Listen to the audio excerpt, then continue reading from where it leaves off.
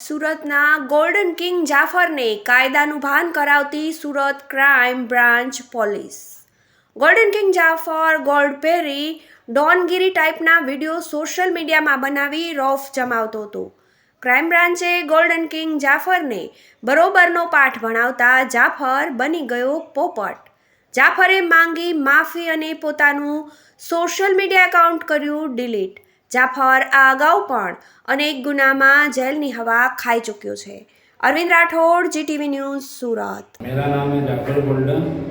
मैं रील्स बनाता था पहले और अभी गुनहगारी सब छोड़ दो और अभी और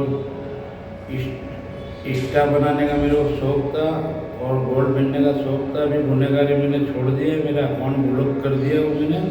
और सबकी रीत से जियो अच्छे से और जीवन निभाओ. सब जीवन छोड़ दो, ये गुनहगारी छोड़ दो. मैंने भी छोड़ दिया गुनहगारी और ब्लॉक कर दिया अकाउंट इंस्टा का.